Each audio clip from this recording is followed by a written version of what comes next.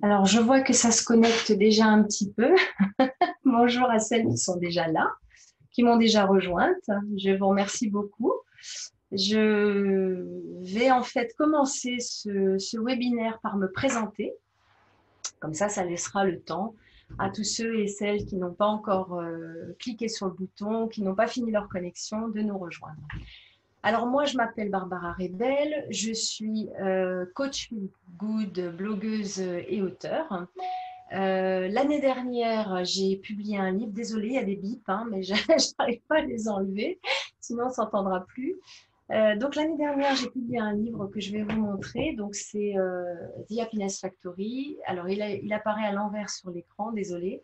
Un mois de challenge pour réenchanter ma vie. Ce livre est paru aux éditions Hugo New Life, qui est en fait c'est un guide d'auto-coaching.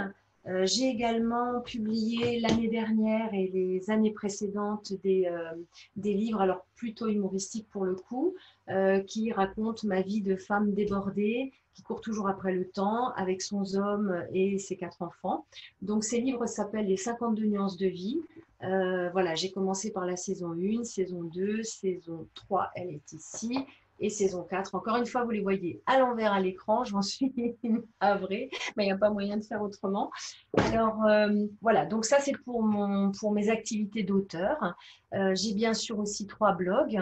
Le premier c'est happinessfactory.com que vous connaissez peut-être, hein, par lequel vous avez peut-être eu cette invitation. C'est un site qui propose des parcours d'auto-coaching. J'ai également un autre site qui est un site de livres, un site littéraire de livres feel goods qui s'appelle En un mot, en-un-mot.com. Et puis j'ai ce fameux site dont je parlais tout à l'heure, humoristique, qui s'appelle humorme-by-barbara.com. Voilà, alors voilà pour ma petite présentation rapide. Je pense que j'ai laissé le temps à pas mal d'entre vous de nous rejoindre. Je suis désolée, j'étais en train d'écrire quand vous m'avez surprise. Je voulais me préparer pour ne pas me retrouver coincée par la technique, parce que ça ne marche pas toujours, hein.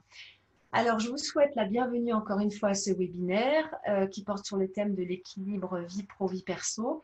Je veux souhaiter en particulier la bienvenue à ceux qui se sont inscrits sur Facebook et que je connais. J'ai nommé Tsipi, j'ai nommé Sylvie, Maréline, Elodie, Osra, Stéphanie, Marianne, Karen, Magali, Caroline et Anna. Et on a même un homme parmi nous, normalement, qui ne devrait pas tarder à nous rejoindre, c'est Hervé. Voilà, ben, bienvenue à vous tous et bien sûr à vous toutes aussi que je ne connais pas. Alors, en introduction, pourquoi j'ai décidé de...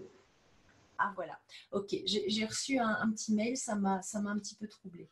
Voilà, alors sur la façon dont on va fonctionner, n'hésitez, moi je parle, voilà, un petit peu à bâton rompu, je regarde un peu mes notes forcément parce que je me suis préparée, mais je vais essayer d'être le plus fluide possible pour que cette conversation reste intéressante. Alors évidemment, il s'agit plutôt d'un monologue que d'une conversation, sauf si vous me posez vos questions et si vous interagissez avec moi par le biais du chat, hein. Donc vous avez la possibilité d'écrire, de me poser des questions, de faire des remarques, d'ajouter des commentaires. Et moi, bien sûr, je les lirai à haute voix et j'y répondrai pour qu'on puisse vraiment interagir ensemble. Voilà. Alors, pourquoi j'ai choisi le thème des femmes pour parler de concilier vie pro et vie perso, donc les femmes, les working moms en particulier, effectivement, bien qu'on peut aussi beaucoup parler, il y a beaucoup à dire aussi sur les femmes au foyer, même si j'aime pas trop cette expression. Alors en fait, c'est parce que ce grand écart permanent entre vie pro et vie perso semble pénaliser particulièrement les femmes et en particulier en raison de ce qu'on appelle la charge mentale, qui est devenu un sujet très connu, très classique, très partagé, depuis que la dessinatrice Emma a fait cette fameuse BD qui est devenue virale et qui a été vue, je l'ai marqué, plus de 215 000 fois sur Facebook, donc c'était vraiment quelque chose de très important. Et en fait, cette BD s'appelait Il fallait demander. Elle montre une maman qui est en train de donner à manger à son enfant tout en surveillant la cuisson du plat, tout en accueillant une amie à elle, une collègue de travail qui est venue prendre l'apéro. Le mari prend tranquillement l'apéro avec elle et puis bien sûr, le repas déborde, c'est la cata. Et le compagnon ou le mari se lève et lui dit il fallait me demander. Donc la charge mentale, c'est bien plus que simplement l'organisation du foyer, les tâches ménagères, les tâches parentales. C'est aussi la gestion de tout ça, l'attribution de ces tâches, qui va faire quoi, quand. Enfin, je pense que c'est quelque chose qui vous parle et que vous connaissez bien. Donc, cette charge mentale, c'est bien plus que simplement l'exécution des tâches. C'est aussi ce qui est toujours dans un coin de notre tête. Qu'est-ce qu'il faut faire, aller faire les courses, qu'est-ce qu'on va manger ce soir, qu'est-ce qu'on va faire ce week-end, qu'est-ce qu'il faut faire pour que tout fonctionne, ne pas oublier de lancer la machine de linge parce que sinon on va être en panne de chaussettes, penser à faire les courses et à rajouter la moutarde sur la liste parce que sinon pour ce soir on n'en aura pas, etc., etc. Donc c'est vraiment bien plus que la répartition, alors sur laquelle on peut aussi revenir rapidement, la répartition aujourd'hui des tâches ménagères et parentales est de toute façon encore aujourd'hui en France inégale, hein, puisque, alors je regarde mes chiffres, 71% des tâches parentales au sein des foyers et 64% des tâches ménagères sont encore assurées par les femmes. Donc il y a, pour résumer ce propos, d'un côté les tâches ménagères et parentales qui sont exécutées en majorité par les femmes, et je dis tout de suite pour les hommes ou pour l'homme qui nous regarde, bien sûr il y a des exceptions, mais de manière générale, les chiffres et les statistiques de l'INSEE ne peuvent pas être fausses à ce point-là. C'est bien les femmes qui portent ces tâches sur leurs épaules. Alors il y a d'un côté l'exécution de ces tâches et de l'autre, il y a la planification de ces tâches. Qui va les faire, quand, etc. Donc c'est cette charge mentale qui est par contre quasiment exclusivement féminine, qui charge énormément les femmes. Pourquoi? Parce qu'elles y pensent en permanence. Elles y pensent pas seulement quand elles sont à la maison, elles y pensent aussi quand elles sont au travail, elles y pensent à tout moment, même quand elles font du sport ou quand elles sont avec des copines. Ah, il faut encore que je pense à ça, il faut que je pense à ça. Voilà. Donc c'est vraiment, alors je vais vous citer une citation de Nicole Bray de l'Université Laval de Québec qui définit cette charge comme un travail de gestion, d'organisation et de planification qui est à la fois intangible, incontournable et constant, et qui a pour objectif la satisfaction des besoins de chacun et la bonne marche de la résidence. Voilà, alors ça c'était juste pour faire un point sur la charge mentale, pardon, et pourquoi elle charge, elle impacte particulièrement les femmes, mais on va effectivement en arriver maintenant au sujet de ce webinaire, concilier la vie privée et la vie pro. Alors globalement, je constate dans ma clientèle, et je constate aussi dans ma vie, parce que je suis tout comme vous également une maman. Je suis maman de 3 enfants, c'est vrai que je ne l'ai pas dit en introduction. Je suis mariée à mon homme depuis plus de 30 ans, enfin voilà, on vit ensemble, on se connaît depuis plus de 30 ans. Donc je connais tout ça et je suis en plus auto-entrepreneur depuis 20 ans. Donc j'ai pu constater que par rapport à ce problème de comment concilier la vie pro et la vie perso, il y a globalement 3 attitudes. Et on va les évoquer ensemble. La première, c'est ce que j'appelle la Wonder Woman ou la Warrior. Donc là, c'est la femme qui se dit, bah, moi je vais tout gérer, je vais tout faire. Donc, dans un coin de sa tête, on a, faut pas oublier les courses, qu'est-ce qu'on va manger ce soir, faut penser à chercher le petit, pardon, chez la nounou ou à la crèche, il faut pas oublier de prendre rendez-vous chez le dentiste, faut signer le cahier de liaison, faut organiser le goûter d'anniversaire, faut aussi lancer 2-3 machines, enfin, etc. C'est tout ce qui nous encombre, tout ce qui nous incombe ou qu'on a assumé, décidé d'assumer. Et on décide de partir au combat. Voilà, on part au front, on va tout faire, on est parfaite ou presque, et en fait, on va courir comme une poule sans tête toute la journée. Et ça va être évidemment terrible. Ça ne veut pas dire qu'on ne va pas y arriver, mais ça va être terrible. Donc moi aussi, j'y suis passée. J'ai aussi voulu jouer à la Wonder Woman. Le problème, c'est que généralement, c'est quand même la meilleure recette pour finir en burn-out, ou à tout le moins en dépression, ou au moins en déprime, irritabilité, fatigue, etc. Personne ne peut tenir ce rythme indéfiniment. Et si vous êtes dans ce cas-là, je vous invite vraiment à trouver une autre solution. Ça, c'est la première attitude. La deuxième, c'est celle que j'appelle la sainte. C'est la sainte ou celle qui se sacrifie et qui va dire bah, moi je veux m'occuper de mes enfants, je veux les voir grandir, je veux les accompagner et du coup je vais changer de boulot parce que mon boulot actuel il est trop prenant, il est vachement intéressant mais c'est un boulot à responsabilité, je ne vais pas pouvoir concilier les deux, donc du coup on accepte de prendre quelque chose de moins sympa, moins stimulant, moins intéressant pour pouvoir se libérer une journée. Généralement c'est le mercredi. Alors je reviendrai sur le mercredi.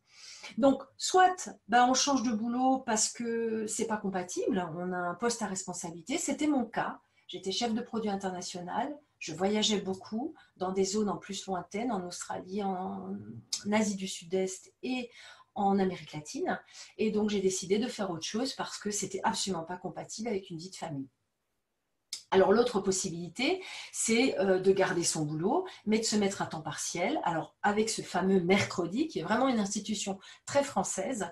Et alors on se retrouve un peu au placard, parce qu'il faut quand même reconnaître que les promotions, eh bien, elles concernent rarement les personnes qui sont en temps partiel. Et de toute façon, on est toujours plus fragile quand on est à temps partiel, parce que quand il y a un programme de licenciement, c'est souvent les temps partiels qui sautent en premier, qui sont concernés en premier. Donc, d'une manière ou d'une autre, la femme que j'appelle la sainte ou celle qui se sacrifie, eh bien oui, elle va sacrifier effectivement son plan de carrière, au moins temporairement. Alors, je mets tout de suite un bémol, il est tout à fait possible, toujours possible, de repartir sur un travail à 100% une fois que les enfants sont plus grands, mais évidemment, ce n'est pas simple et on sait toutes que le marché du travail est impitoyable et quand on dit à son nouvel employeur qu'on est resté à la maison pour élever ses enfants, ce n'est pas encore une idée très bien reçue et on a souvent du mal à retourner, à retrouver sa place, la place qui était la nôtre sur le marché du travail 5 ans, 7 ans, 10 ans plus tard. Voilà.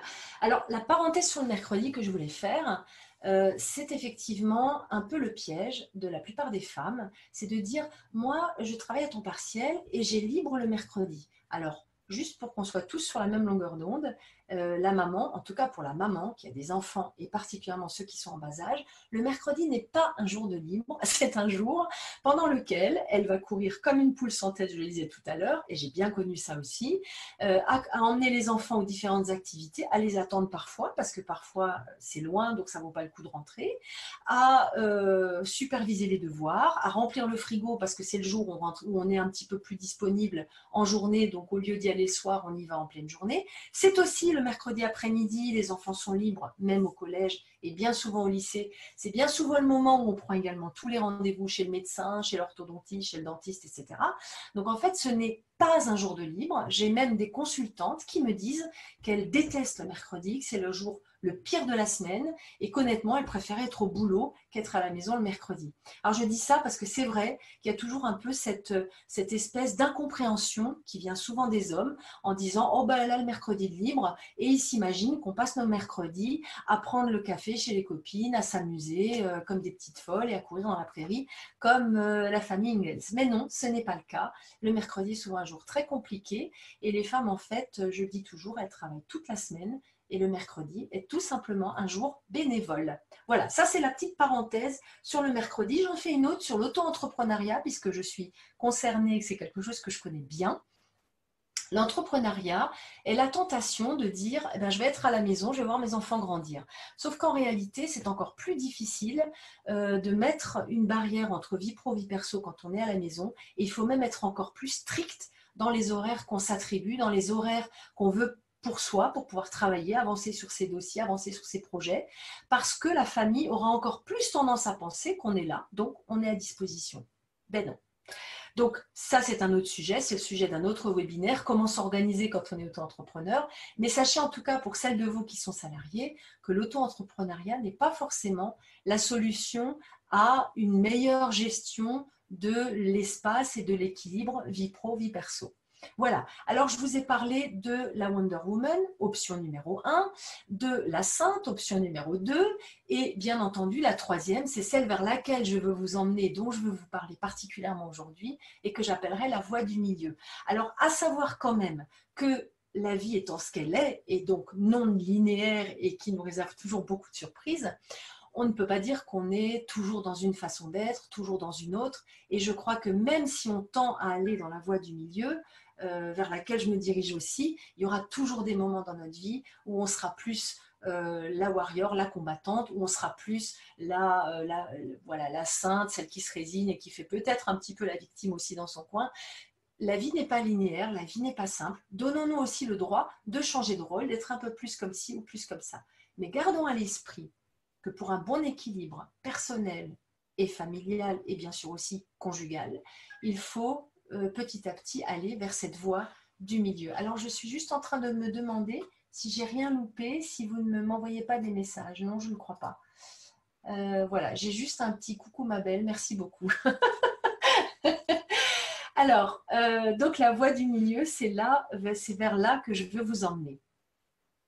Et donc, j'ai proposé, j'ai imaginé de découper ce webinaire en plusieurs super pouvoirs. Je vous avais dit que je voudrais parler avec vous aujourd'hui des super pouvoirs qui vous permettront d'alléger votre vie et de prendre la vie côté happy. Donc, parce que c'est quand même mon credo, c'est malgré toutes les épreuves et à cause de toutes les épreuves que nous traversons dans notre vie et de tout ce qui nous agite, et quand on devient maman, il y a beaucoup de choses qui nous attendent, eh bien, restons toujours positifs, restons toujours concentrés sur ce qui nous réussit.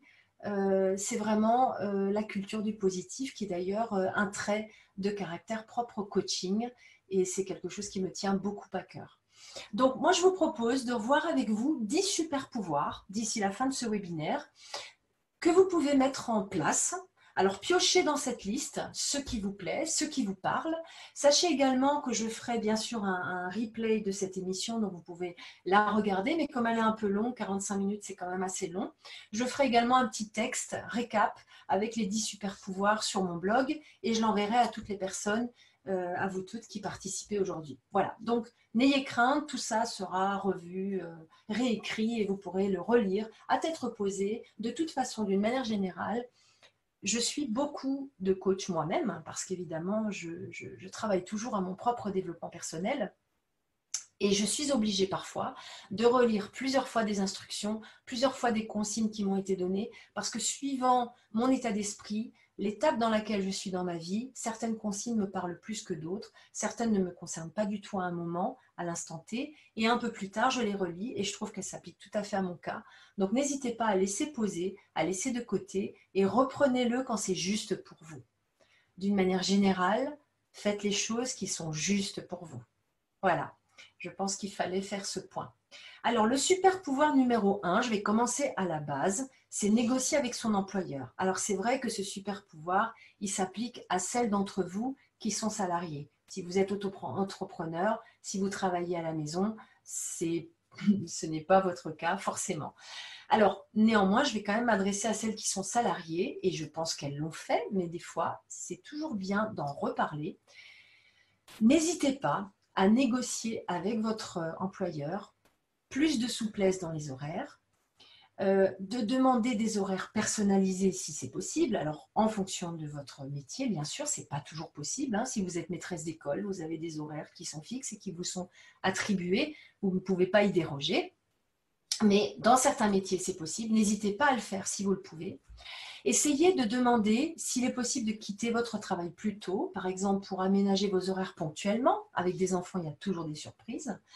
Il peut y avoir des impératifs familiaux. Vous pouvez aussi avoir des impératifs personnels. Donc, essayez de commencer par ça, même si, alors je sais que les femmes ont souvent des idées dans la tête, on va dire des petites, on se met des barrières mentales en se disant « Ah non, mais ça, je ne peux pas lui demander. Ah ben, il ne va pas être d'accord. Ça ne se fait pas. Je vais passer pour quelqu'un qui râle et qui fait des demandes. » Oui, mais si vous ne posez pas de demande, vous n'obtiendrez rien. On n'obtient que ce qu'on demande à condition de le demander. On ne l'obtient pas toujours, mais si on ne le demande pas, une chose est sûre, on ne l'obtiendra pas. Donc n'hésitez pas à demander un aménagement de vos rythmes, voire, suivant votre métier, demander à faire du home office. Je sais que de plus en plus d'entreprises sont favorables au home office, un jour dans la semaine par exemple, ou une demi-journée, ou peut-être 2 jours. Voilà, ça c'est la première chose à faire si vous êtes salarié. C'est donc le super pouvoir numéro 1. Le super pouvoir numéro 2, alors ça c'est par contre quelque chose que tout le monde peut faire, c'est revoir la répartition des tâches ménagères et parentales. C'est très très important à un moment donné et surtout au plus tard lorsque l'enfant paraît, au plus tard lorsque le congé maternité est terminé, vous dressez une liste de tout ce qui doit être fait dans votre ménage, que ça soit un appartement, une maison. Si c'est une maison, il y a l'extérieur, hein, le gazon, etc. Si c'est l'appartement, c'est l'intérieur. Vous dressez la liste objective de toutes les choses à faire, également les tâches administratives, déclarer les impôts, payer les factures. Vous dressez également la liste des tâches parentales, chercher l'enfant chez la nounou s'il est petit, ou prendre rendez-vous pour les vaccins, ou faire les courses, aller acheter les couches, etc., etc. S'il est plus grand, c'est peut-être signer les cahiers de liaison s'il est déjà scolarisé. Ça peut être aussi acheter un maillot de bain parce qu'il a piscine dans 3 jours et qu'il voilà, n'a pas de maillot de bain à sa taille, etc., etc. Vous dressez toute la liste, vous faites la liste des tâches et vous demandez bien sûr à votre conjoint, si vous êtes en couple, ou à votre compagnon, de la compléter. Parce qu'il aura lui aussi des idées que vous n'avez pas forcément eues. À partir du moment où ça c'est fait, vous allez répartir à nouveau ces tâches. Et il est très important de prendre conscience de ça. Parce qu'en réalité, ce qui s'est passé pour moi, qui se passe pour beaucoup de femmes, c'est qu'on prend sur nous, sans que ça nous ait été demandé explicitement, on prend sur nous la gestion du ménage. Parce qu'on a eu une éducation genrée, parce qu'on a vu notre maman faire ça avant nous, et parce que la société, de toute façon, étant patriarcale, nous incite à faire ça. Donc, ce que je trouve très bien avec cet exercice, c'est que ça permet de conscientiser d'une part tout ce qu'il y a à faire, et des fois c'est énorme, et d'autre part, ça permet de dire, eh ben non, c'est pas automatique que ça soit à moi de le faire. Et à ce moment-là, on entame une véritable conversation sur qu'est-ce que tu vas faire, qu'est-ce que je vais faire. Bien sûr, ce super pouvoir n'est possible que si on vit à deux. Quand on est une maman en famille monoparentale, bien sûr, on peut se reposer sur d'autres personnes, sur des tierces personnes, mais on va énormément faire de l'externalisation. Donc, ce super pouvoir ne s'applique pas dans ce cas-là. Si vous êtes en couple, si vous avez un conjoint, je vous invite vraiment à poser sur le papier tout ça et à prendre un moment qui n'est pas un moment, on va dire, de stress. Ne faites pas ça sur le coup de l'émotion. Ne dressez pas cette liste de tâches, n'attribuez pas de tâches sous le coup de l'émotion parce que vous estimez que votre conjoint, il y en a marre, c'est toujours vous qui faites tout, c'est pas le bon moment. Prenez un moment où vous êtes tous les deux calmes et disponibles. Et je vois que on me dit qu'il ne faut pas oublier la charge mentale dans cette liste de tâches. Absolument. La charge mentale, j'en parlais tout à l'heure. Si vous ne m'avez pas entendu parce que vous nous avez rejoint un peu plus tard, je parlais de cette charge mentale, mais vous avez tout à fait raison de le préciser, c'est-à-dire l'organisation, la gestion. Tout ça, c'est en plus de l'exécution même des tâches. Donc, pensez à bien mettre tout ça sur votre liste. Pensez à bien, voilà, à vraiment mettre dessus même les choses triviales, hein, même sortir les poubelles, par exemple. Hein. Donc, vous faites tout ça. Vous répartissez différemment s'il le faut, et on peut quand même parier qu'il y a 8 chances sur 10 ou 9 sur 10 qu'il le faille. Autre chose, point très important, n'hésitez pas à externaliser certaines tâches. Prenons les tâches ménagères parce que c'est quand même le plus simple à faire. Si vous vous apercevez qu'il y a une montagne de tâches, que ça ne va pas être possible de répartir parce que votre mari a également, votre conjoint, votre compagnon, a également un boulot très prenant ou ne veut pas repasser le linge, ou c'est son droit, hein, voilà, on est deux êtres humains avec notre liberté de décision, notre liberté d'action, notre libre arbitre. Donc à ce moment-là, externaliser, excusez-moi, les tâches. Certaines personnes peuvent compter sur des gens de leur famille, les mamans, les belles-mamans, par exemple pour garder les enfants ponctuellement, le mercredi, le soir, le week-end, etc. Tant mieux. Mais si ce n'est pas le cas, n'hésitez pas à déléguer, à payer une personne qui va plier le linge pour vous, repasser le linge pour vous, ou faire des repas, ou tout simplement être à la maison comme employé familial, ou faire le ménage 2-3 heures par semaine. N'hésitez pas à le faire, ne culpabilisez pas parce que vous le faites. Encore une fois, on n'est pas des Wonder Woman, on fait ce qu'on peut, mais quand on travaille à l'extérieur de la maison et qu'on veut gérer encore une maison avec des enfants, c'est très compliqué, il y a beaucoup de choses à faire et on ne peut pas tout faire. Voilà pour le super pouvoir numéro 2. N'hésitez pas à me poster vos commentaires dans le fil de conversation pour que je puisse échanger avec vous. Alors le super pouvoir numéro 3, vous le connaissez, vous en avez entendu parler, c'est hiérarchiser. Alors, il y a forcément une multitude de tâches, une montagne de tâches qui vous attendent lorsque vous êtes à la fois, lorsque vous êtes salarié ou auto-entrepreneur, que vous avez un ménage à gérer avec des enfants. Il y a forcément beaucoup de choses à faire et généralement beaucoup plus que la journée ne compte d'heures. Donc, il est nécessaire de hiérarchiser vos priorités. Et alors, ce qui est très drôle, je le constate régulièrement avec mes consultantes, c'est que c'est plus facile de le faire au travail que dans la sphère privée. Alors là, c'est pareil, il va falloir, aussi bien professionnellement que personnellement, faire une liste en mettant en premier les points les plus importants, les choses que vous voulez vraiment faire qui comptent pour vous, et par contre, d'accepter que certaines tâches ne seront pas faites, ou en tout cas ne seront pas faites par vous. Alors j'en reviens à un conseil que j'avais donné sur mon émission Le quart d'heure antidépresseur, qui a lieu d'ailleurs tous les vendredis de 13h à 13h15 en Facebook Live, sur la page Le quart d'heure antidépresseur avec mon ami Tsipi. Donc voilà, fin de la parenthèse. J'avais donné le conseil de ne pas mettre plus de 3 points sur sa to-do list. Parce qu'effectivement, pour l'avoir pratiqué moi-même, j'avais tendance par le passé à écrire toutes les tâches que je voulais faire dans la journée. Moralité, 1, je ne les faisais jamais parce que c'était trop. Et 2, je me couchais frustrée.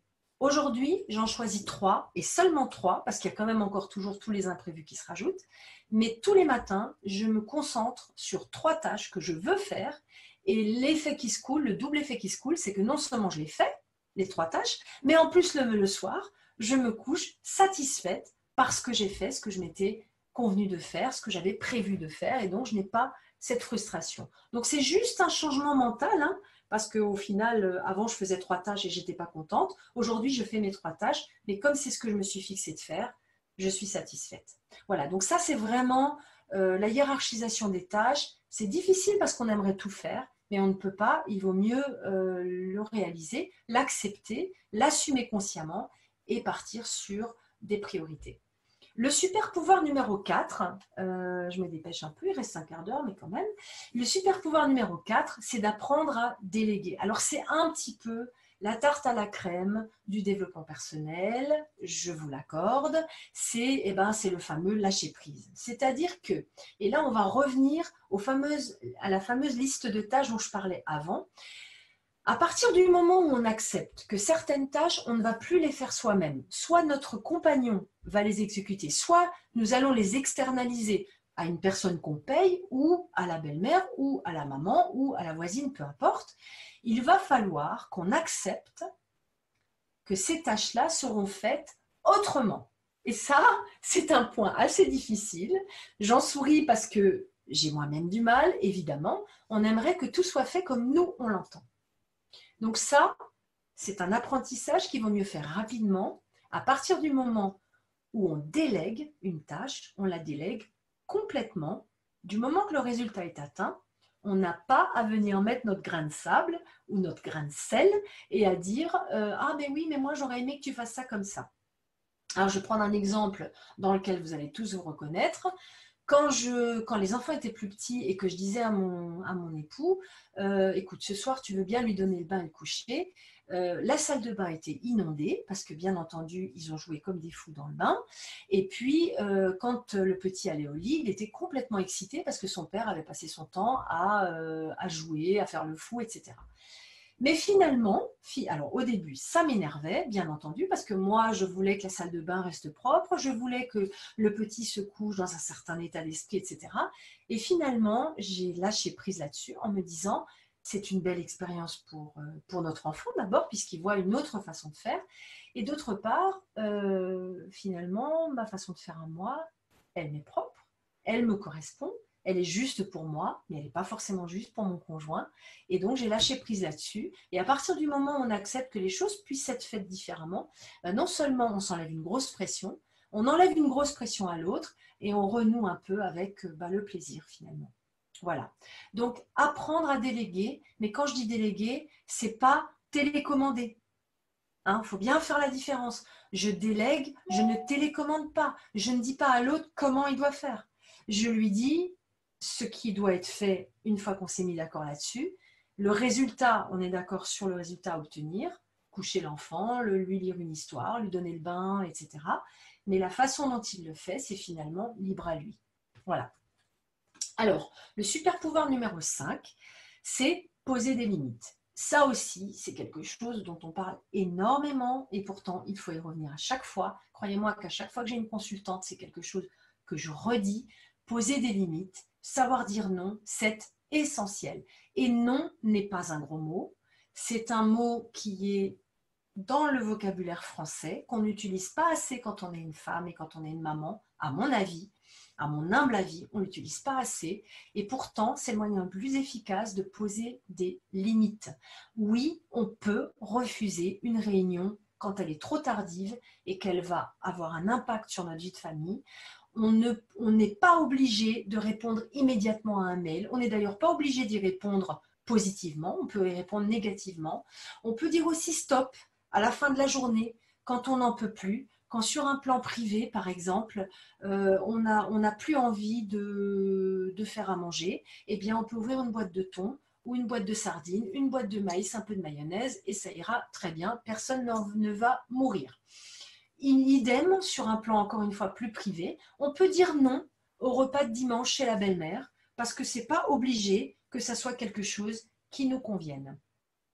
Donc voilà, poser des limites, savoir dire non, c'est essentiel. Et il y a un point sur lequel j'aimerais insister, parce que c'est quelque chose que nous oublions particulièrement, c'est que quand on dit non aux autres, en fait, on se dit oui à soi-même. Et depuis que je sais ça, je me raccroche à cette idée, oui, je dis non aux autres, à mon conjoint, à mes enfants, à ma belle-mère, puisque c'est l'exemple que j'ai pris. Mais en fait, je me dis oui à moi-même. Parce qu'en réalité, je n'en ai pas envie. Je n'ai pas envie de ce repas, je n'ai pas envie de préparer à manger, je n'ai pas envie de cette réunion tardive. Pour X raisons, il y a un moment donné, c'est fini. On n'a plus le temps, on n'a plus l'envie, on n'a plus l'énergie. Eh bien, apprenons à dire non. Voilà, ça c'est quelque chose sur lequel il faut des fois un peu d'entraînement. Ça a été très difficile pour moi au début de dire non, mais plus on le dit, plus on se sent respecté, on sent qu'on se respecte soi-même, plus on prend confiance en soi aussi, parce qu'on se rend compte que le monde ne s'écroule pas finalement. Hein. C'est assez amusant de constater que quand on a dit non à une personne, par exemple, on s'aperçoit que cette personne arrive à trouver d'autres solutions qui ne passent pas par nous. Donc, c'est toujours possible, sauf cas de force majeure, on peut toujours dire non. Alors, le super pouvoir numéro 7, c'est celui qui consiste à faire des pauses. Alors, c'est évidemment quelque chose dont on parle beaucoup, surtout maintenant avec l'ampleur, l'essor qu'a pris la méditation. Vous avez tous entendu parler de Christophe André, vous avez tous entendu parler des applis de méditation. Si jamais, si c'est le cas, pensez à Petit Bambou. Moi, j'utilise beaucoup Petit Bambou. Pour ceux qui se sont inscrits à mon webinaire avant, c'était vendredi dernier, vous avez l'accès à une application qui s'appelle Zenfi, Z-E-N-F-I-E. Cette application Zenfi vous propose des méditations guidées, vous propose des moments de détente et de relaxation. Je ne dis pas que faire une pause, c'est forcément un moment où il faut méditer. Hein. Je n'ai pas dit ça, mais c'est un outil que vous pouvez considérer. Il y en a d'autres, notamment la cohérence cardiaque. Moi, j'ai une appli qui s'appelle Cardia, que j'aime beaucoup, donc qui permet de suivre l'inspire et l'expire. Donc, en 2 mots, la cohérence cardiaque, pour ceux d'entre vous qui ne connaissent pas, c'est effectivement une appli qui vous permet d'apprendre à respirer sur 5 temps et à expirer sur 5 temps selon un cycle de 30 fois, ce qui permet de ralentir le rythme cardiaque et donc de diminuer le stress. Alors, je m'arrête parce que je vois que j'ai quelques petits inputs qui me sont envoyés. Alors, quelqu'un me dit... Perso, j'ai fixé une fois dans la semaine où chacun pioche dans le frigo et les placards pour son repas et ça fait du bien. Ah oui, alors tout à fait, ça c'est une super bonne idée, bravo. Donc, je le répète, vous pouvez aussi faire comme Big, je ne sais pas, Bigné, je ne sais pas qui c'est, j'ai un petit pseudo qui s'affiche. Donc, vous pouvez faire comme elle et fixer une fois dans la semaine, un jour, où chaque membre de la famille pioche dans le frigo ou les placards pour son repas. Ça veut dire que ce n'est plus de votre ressort. Ça veut dire que vous leur déléguez la composition, la confection de leur repas. Donc, s'ils mangent leur boîte de sardines dans le coin, bah, vous dites rien. S'il mange une pizza ou s'il mange du pain, des tartines, beurre confiture, tout le monde sait que les enfants adorent ça, hein. C'est un repas du soir qu'ils adorent. Les tartines, pain, beurre confiture ou le bol de céréales, voilà, c'est parfait. Je trouve cette idée excellente. Alors, il y a encore un autre input. Quand on a des adolescents, on peut les motiver pour faire une fois par mois le repas de la famille et ça marche. Ils se prennent pour top chef. Super. Alors, effectivement, c'est quelque chose que je connais aussi moi-même. Il y a la possibilité, ma fille a 17 ans, et souvent elle me dit, bah tiens maman, aujourd'hui j'ai envie de faire, alors c'est toujours les mêmes plats, hein, c'est spaghetti bolognaise, lasagne, c'est les deux grands hits, mais c'est vrai que les jeunes sont très sensibles à ça, aiment beaucoup faire la cuisine, prendre l'autonomie d'allumer le feu, de mettre la poêle, voilà, de prendre la responsabilité du repas, et ils sont tout fiers. Et je suis tout à fait d'accord avec toi. C'est une très bonne suggestion. Olga nous dit, dire non au travail est quand même assez mal vu. On me l'a reproché plusieurs fois au travail. Par contre, en privé, il faut absolument le faire. Merci Olga.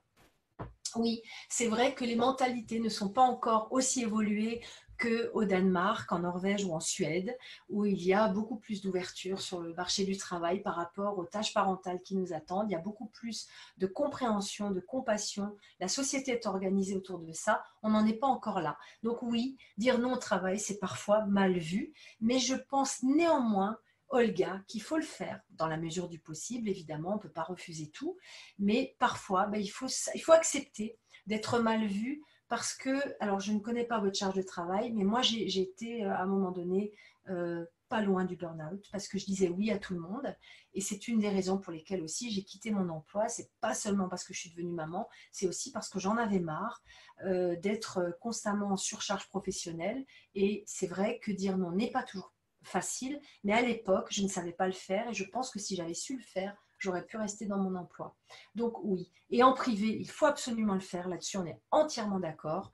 Il n'y a aucune raison pour que nous les femmes qui travaillons à l'extérieur, on ait encore à gérer 100% des tâches ou 71% des tâches ménagères et parentales. Dans certains cas, c'est plus, bien sûr. Voilà, donc très bon point, effectivement, et je suis très heureuse de voir, Olga, que pour toi aussi, c'est une évidence de savoir dire non à la maison en privé. Alors, j'en étais où du coup?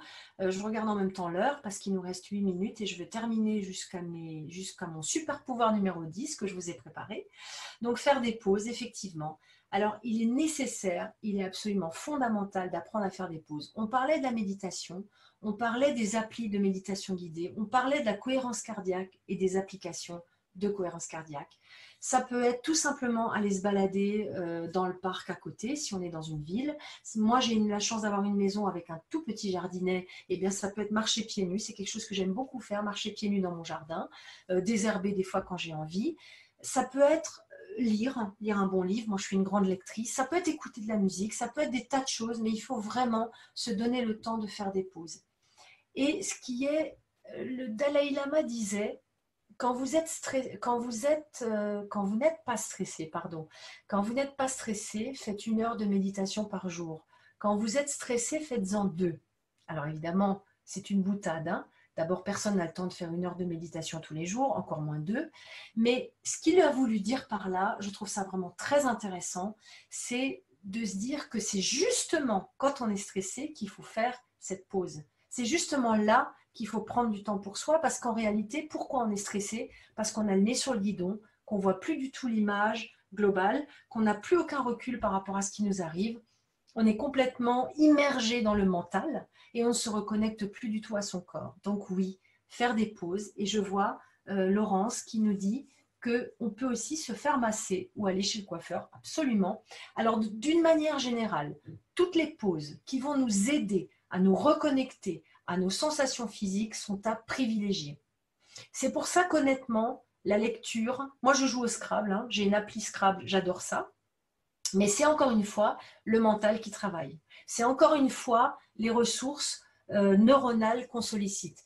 Si possible, quand vous pouvez, faites une pause qui vous rappelle que vous êtes un corps vivant.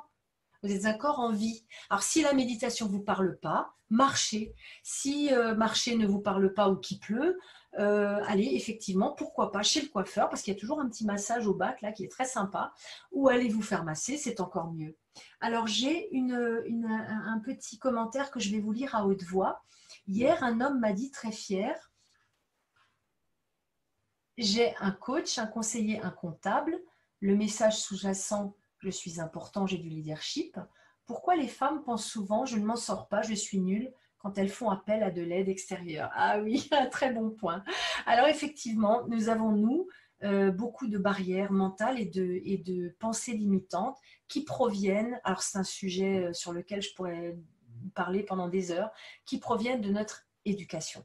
Nous sommes issus d'une société très fortement patriarcale depuis probablement la Renaissance. Au 19e,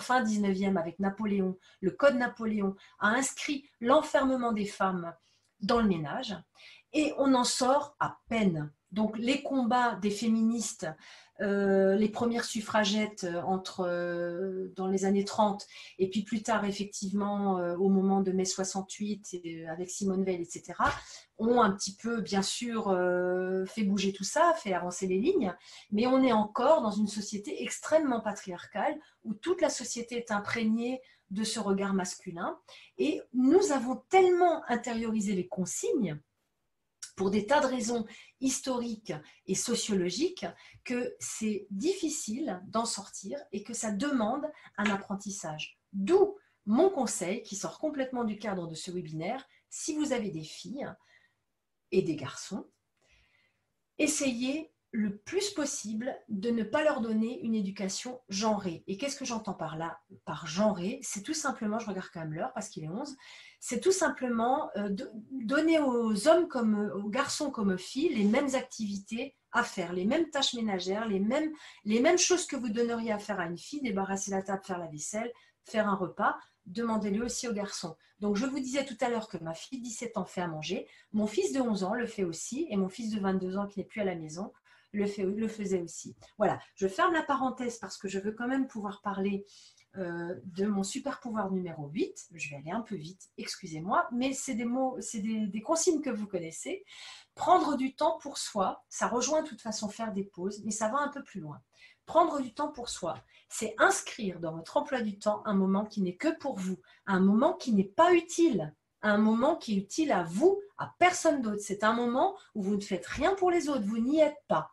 Donc ça peut être 1 heure en soirée, ça peut être le week-end, une demi-journée. Dernièrement, j'ai fait une cure thermale, j'ai eu la chance de pouvoir aller tout un week-end à Évian avec des copines. C'est très, très important. Ce n'est pas du temps perdu, c'est du temps où vous rechargez vos batteries. Alors, quel est le pouvoir numéro 7? Le pouvoir numéro 7, c'était de faire des pauses.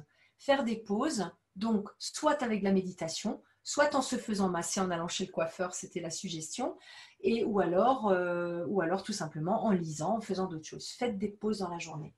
Prendre du temps pour soi, c'est le pouvoir numéro 8, et comme il me reste 3 minutes, je vais aller vite. Le super pouvoir numéro 9, c'est de faire une pause numérique. Et ça, là, on rentre dans ce que j'appelle la digital detox. Faites une pause aussi là-dessus, parce que vous vous rendrez compte à quel point les smartphones, avec Facebook, avec Instagram maintenant, les mails, LinkedIn, nous polluent, nous prennent un temps fou, un temps qu'on n'a pas forcément après pour soi. Donc, faites une pause numérique. Personnellement, je ne me connecte plus le dimanche. Voilà, c'est ce que j'ai trouvé. Parce que je suis quand même blogueuse, donc c'est un peu difficile de ne pas se connecter du tout. Mais par contre, le dimanche, je réduis au strict minimum. Si je me connecte, c'est un peu en soirée pour reprendre un peu le fil et me préparer au lundi.